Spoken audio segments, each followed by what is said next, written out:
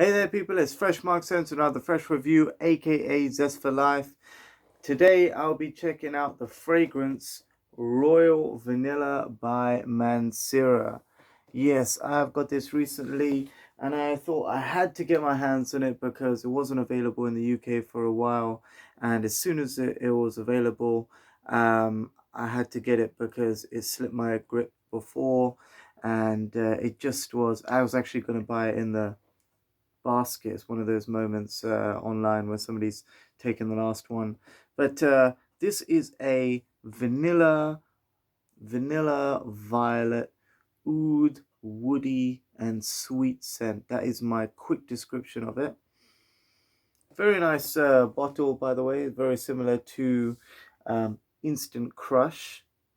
It's got that sort of gradient, whatever. I don't go too much into a bottle, but it is a nice bottle.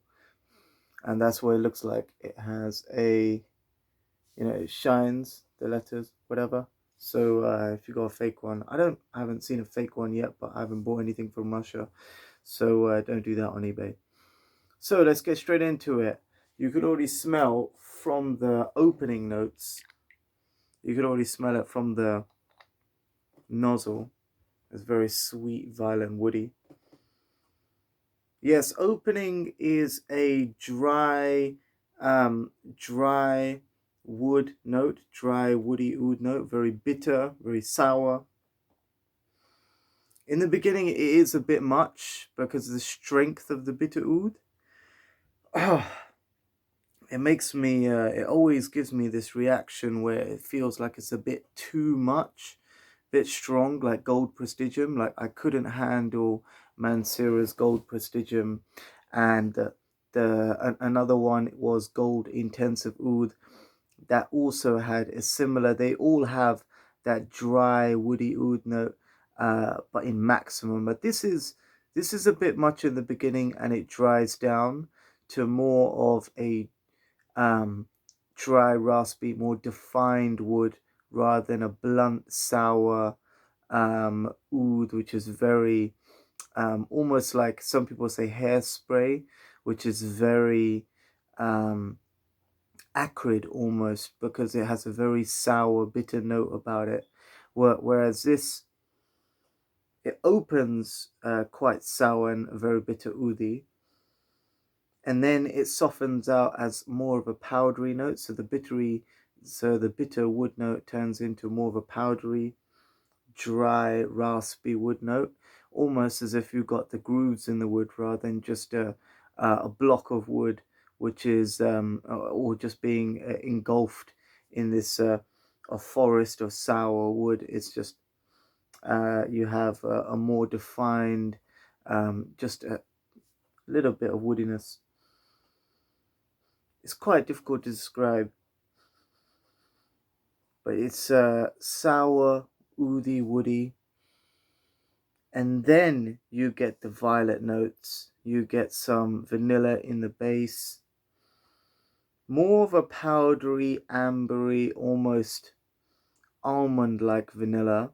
So you get it almost almond, vanilla, violet, and wood concoction. That creaminess of the vanilla is bolstered by the violet, and I think it's all about the creaminess of vanilla mixed with a sweet woodiness that would contrast the vanilla and allow the vanilla to be very creamy, soft, and projecting. So it's a rich vanilla cloud with a very sour, oody top note, which follows through to give the fragrance an almost vanilla oud feel. So I put this in my oud section with the Dua fragrances just up there with Casino Elixir and Flagship 2, because they also have quite a strong woody vibe. So this is almost like a vanilla oud with a violet touch. So not very it doesn't change a lot throughout its process, but it does become it starts off more woody and then it ends up more creamy and almost, I wouldn't say fruity, because it's a very sweet vanilla, and it is quite cloying in the beginning, but it dries down to be, actually, if you don't like it in the beginning, it's actually going to get sweeter at the end. I almost remember. I remember kidding myself in the beginning, thinking, "Oh wow, this vanilla is a bit too much," for a moment. And then after wearing it, I had a moment where, in the beginning, I hated it because it was too sour and oody. In the middle, the violet sort of changed my mind with the creaminess, softening the vanilla, and sweetening that bitter effect. But then at the end, it was dry, sweet, and it had that sort of honeyed blonde wood oud feel in the base that really resonated with me as a vanilla and oud scent. Reminded me of Oud Al Malik, which is a very it was cheaper perfume that I bought a long time ago, which was from the Al Haramain collection.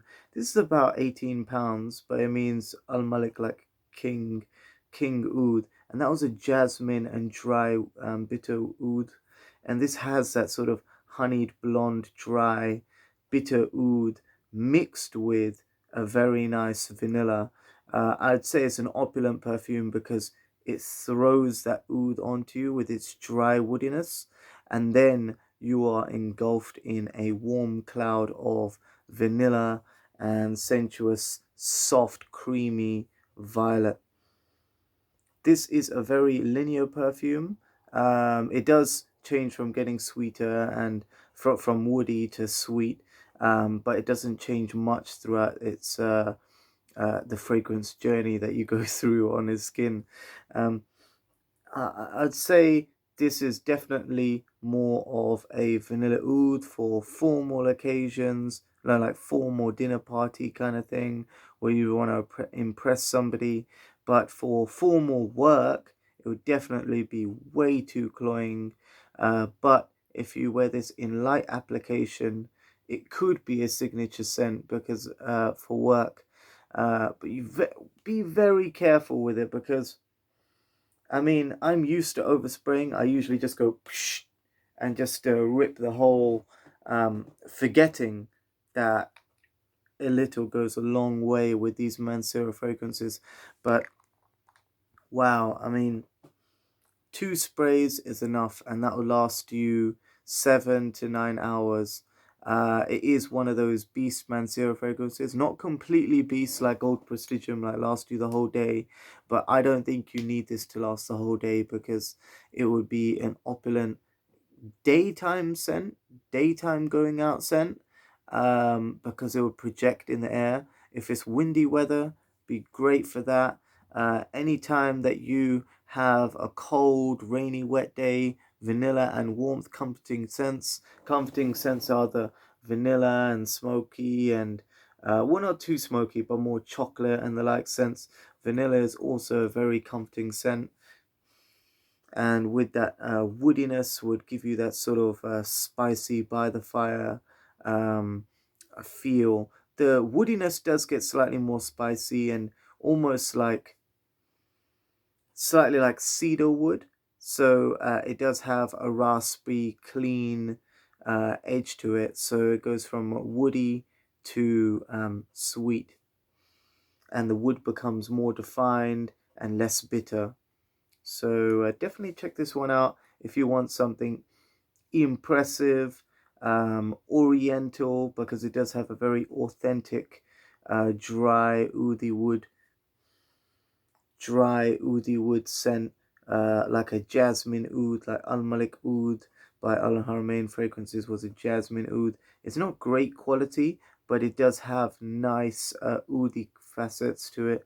Good jasmine, which is not too overbearing for a men's fragrance.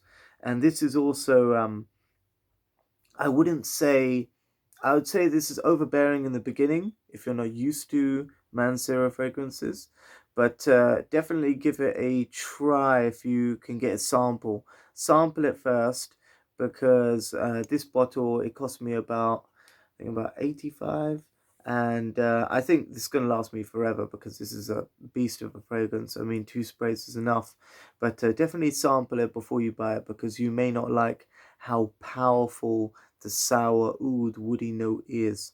But I enjoy the dry down of this more than the opening. But I can get by that because that opening, which is very sour in the beginning and does make me cough, lasts for about 5 to 10 minutes, and then after that it gets into a more honeyed blonde wood,